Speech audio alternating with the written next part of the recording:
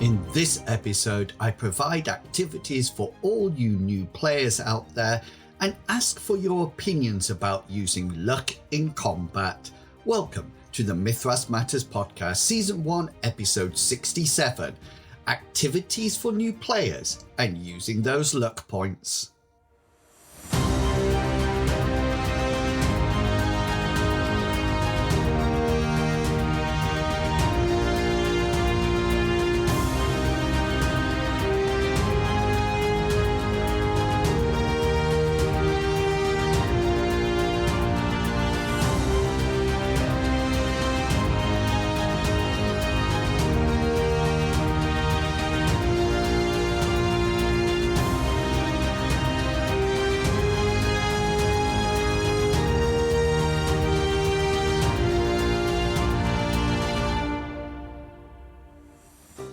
Hello and welcome to Mythras Matters, a podcast dedicated to the Mythras rule set and all its supplements.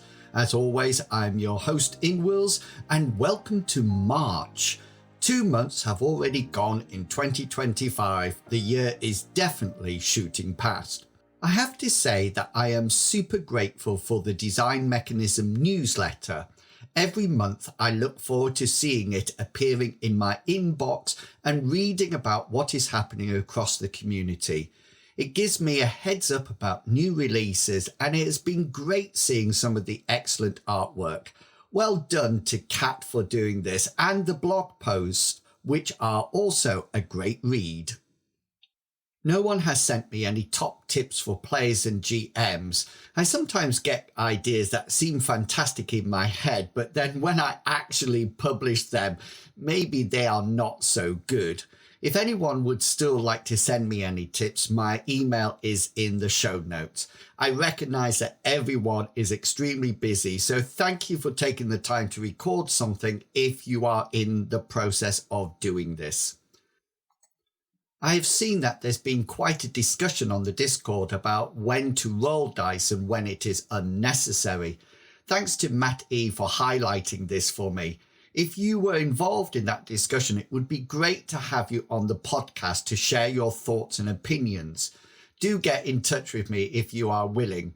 It would be also great to have a round table discussion about this or any other topics. So get in touch if you're interested or would like to propose a topic. Also, let me know if you would like anyone to appear on the podcast, and I'll try to make it happen.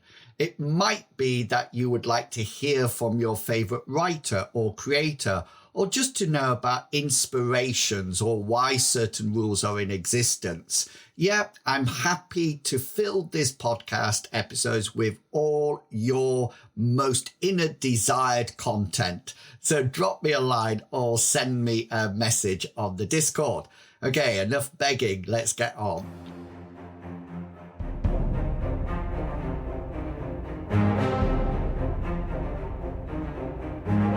We have finished our 2 Adventures of Destin and we'll be moving on to Classic Fantasy next for our actual play.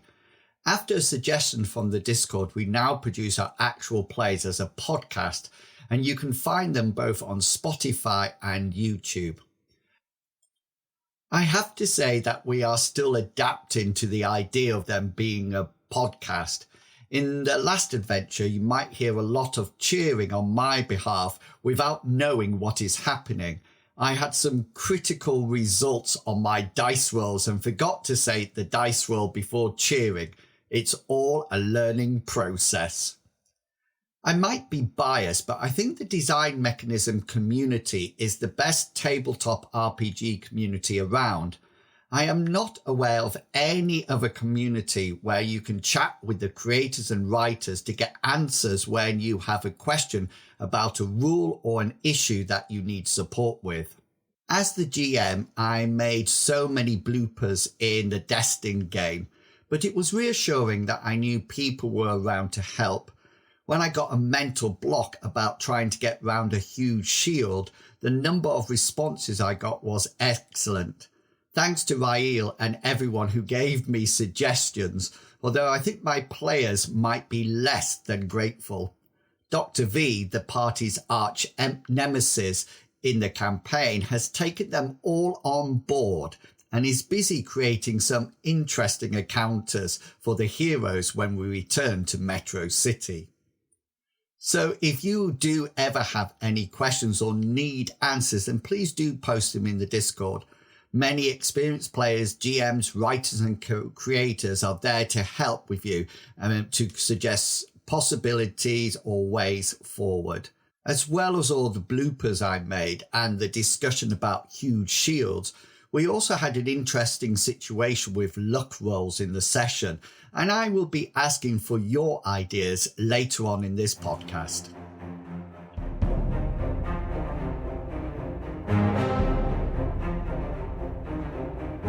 One of the most listened episodes of the year was the one about new players and GMs when they start to play Mythras. I've been creating top tips for GMs on my YouTube channel for some time, and after requesting one of the comments, recently completed a new video which is scheduled to be published in March about passions in the Mythras rule set.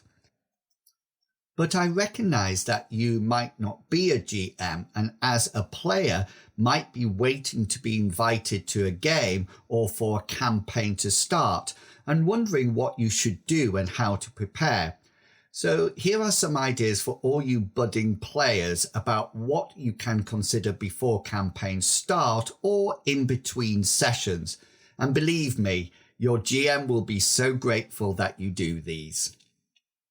So let's start with character concepts. When creating a character in Mythras, you don't have the class system to hinder or support your process. Some players might be put off with this, but others might find it quite liberating. While waiting for a game, thinking about possible character concepts will be useful. Start with something simple like a miner who has progressed into being a fighter, and then start to think of possible alternatives or developments for the character. Think about the skills that the character will start off with via their culture and profession. If you use the point systems for characteristics, then try different combinations and consider the positives and the negatives of each allocation of points. But don't spend too much time buried in the rules.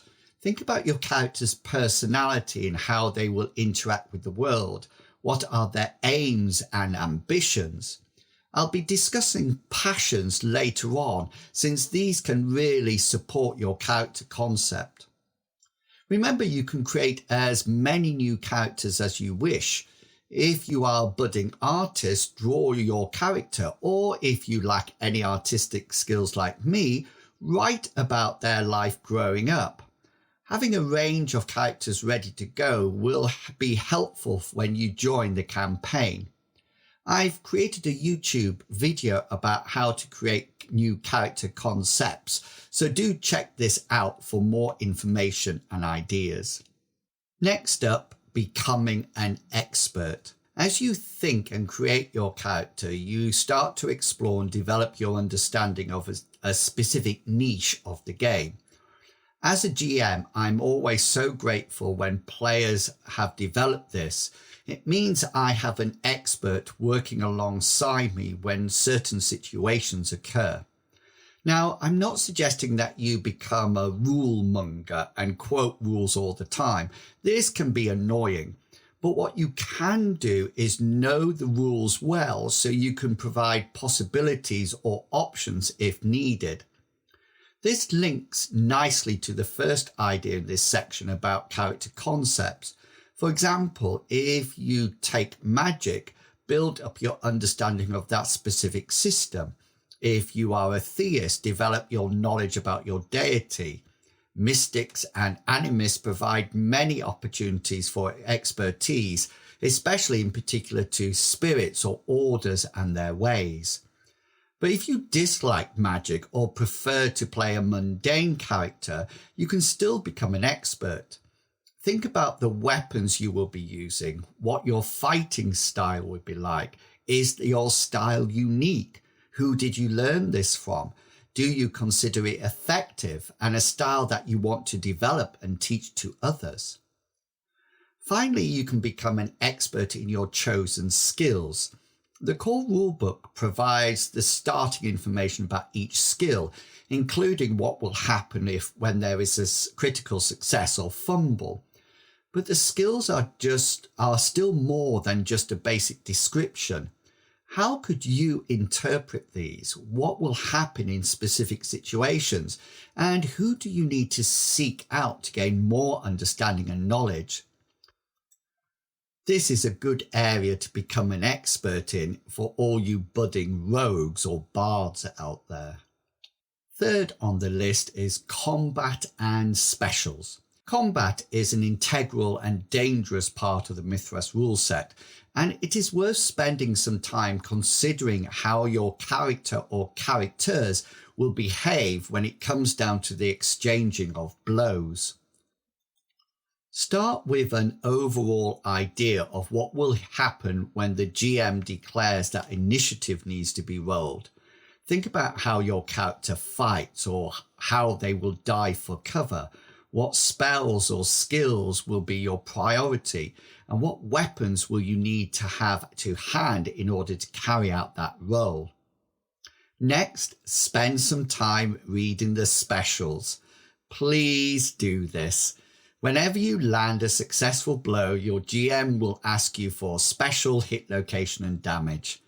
To keep the combat running, it is beneficial when you can confidently say your special, knowing what it will do.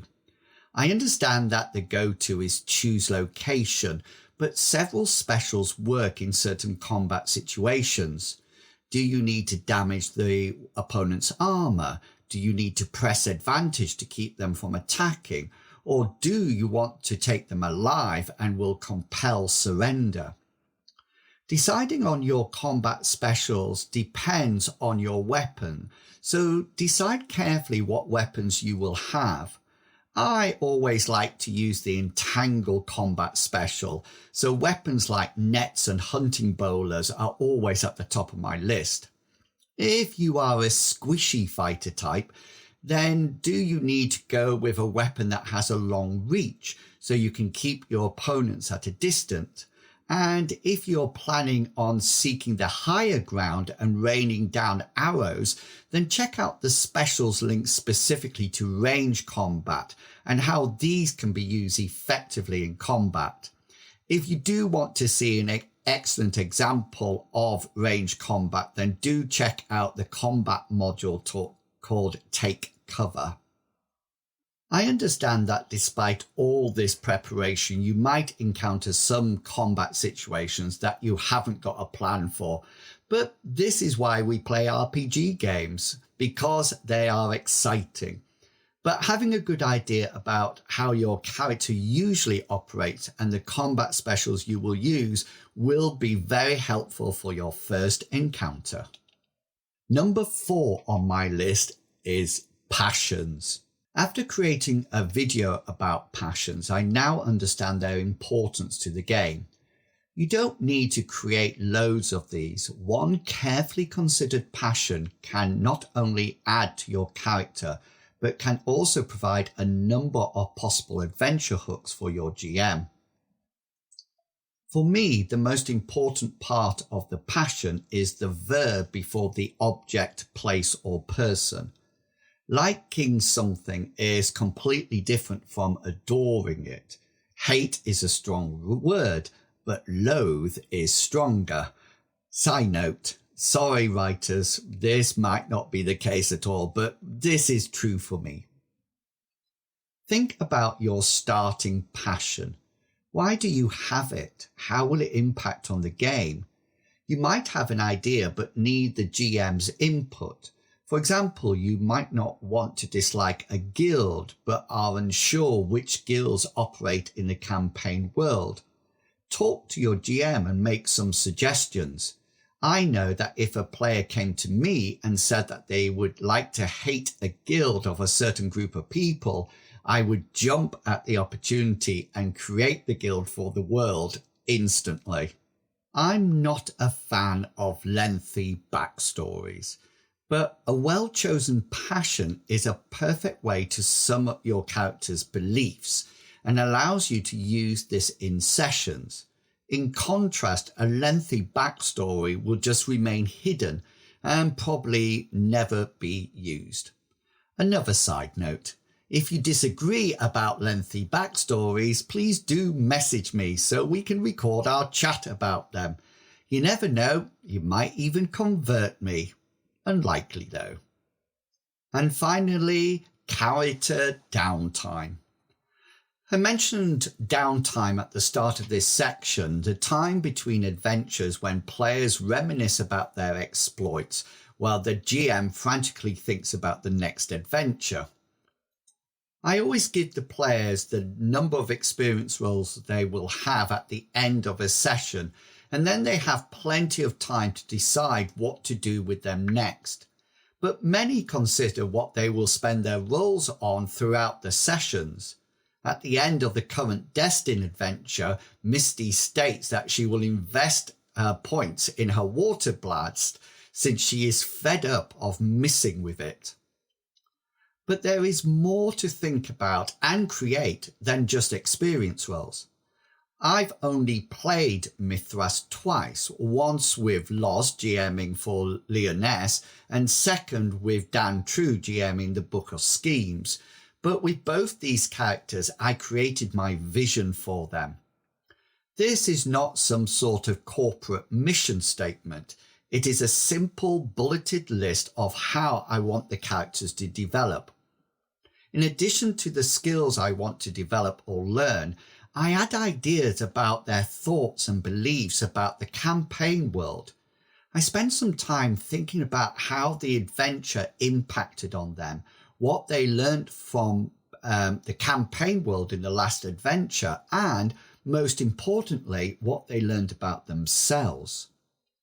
Next, I write a list under the subheading of homely tasks. Don't ask me why I chose those specific words, but this is a list about all the normal activities or aims I want to achieve. These range from buying a new horse to building a house, romancing the server in the tavern to building a professional relationship with the local guards. I enjoy creating this list. It gets me into the character's mindset, and I'm always prepared, or would be prepared, if the GM ever says, "Is there anything else you would like to do before we start the next adventure?"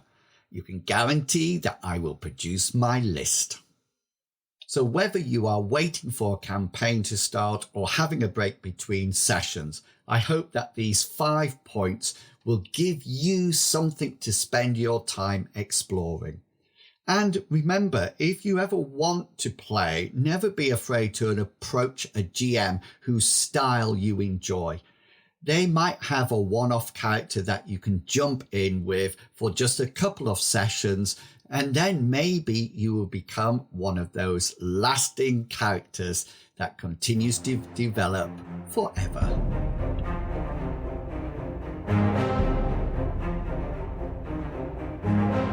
Remember, if you would like to contribute to the podcast, then why not just drop me an email or message and let me know what you would like to cover or what you would like me to cover. We're always looking for reviews and interviews and chats with people. So if you are interested, you can email me at inwils@gmail.com or send me a message on the various forums I frequent. And of course on the Discord. Okay, which brings me to the topic of luck.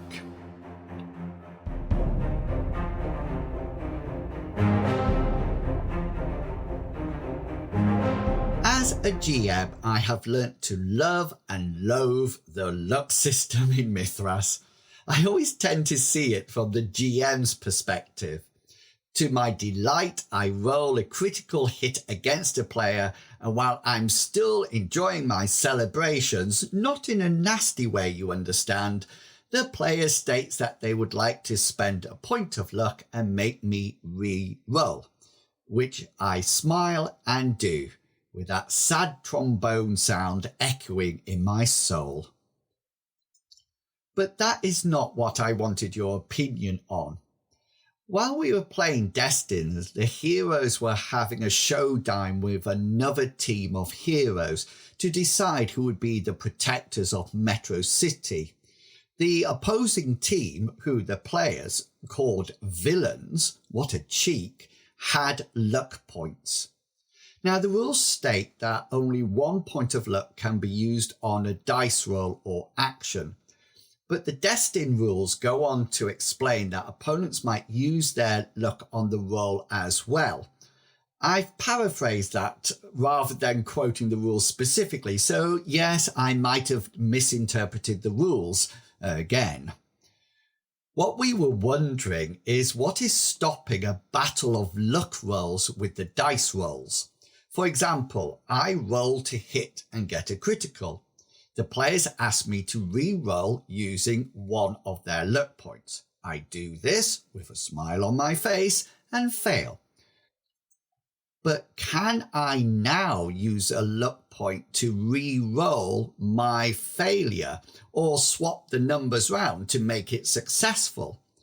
I remember Banner swapping the numbers round in a dice roll using his luck, so I could not use my luck to ask him to re-roll his attack because it's only 1 luck point per dice roll.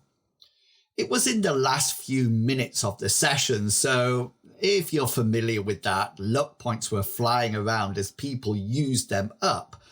But I do think it was quite a good tactic by Banner.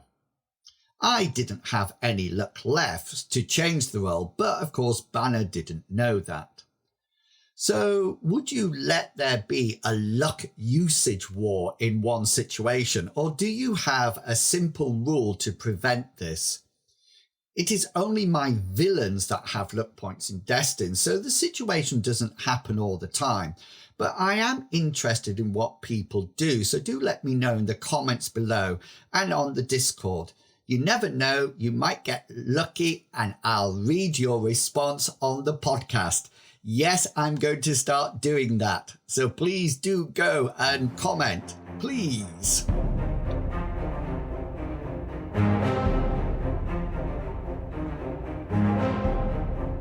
And that's it. Another episode of Mythras Matters completed. Don't forget you can check out all my content by following my YouTube channel and the campaign areas on World Anvil. And you can find encounters and adventures for download in my RPG shop. I really appreciate your support, and do remember to check out the Discord and Tapper Talk forums. There are great people there sharing their ideas within discussions. So until next time, have a great month of gaming, and I will chat to you all in April. Until then, I hope that all your opposed rolls succeed and provide you with a well-deserved special. Thanks for listening, everyone. See ya. Bye.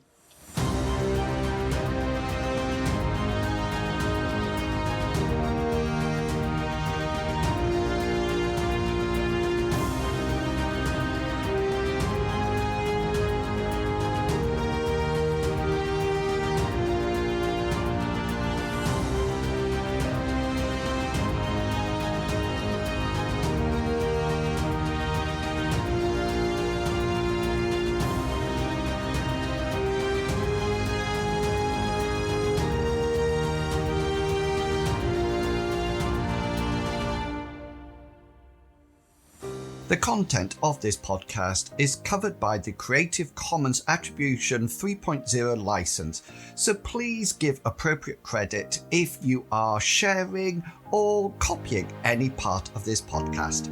Thank you. For 5 minutes, please, because I'm now going to have to cut this off YouTube. Sorry. I moved the captain. You moved. I look very small compared to everybody else. I don't know why. Because we're really far away. What was I going to say? It was quite funny as well. Alex gone. It's literally gone. Can we fake laugh? Yeah, fake Oh, Wills. I know, and that's where we'll start the YouTube video.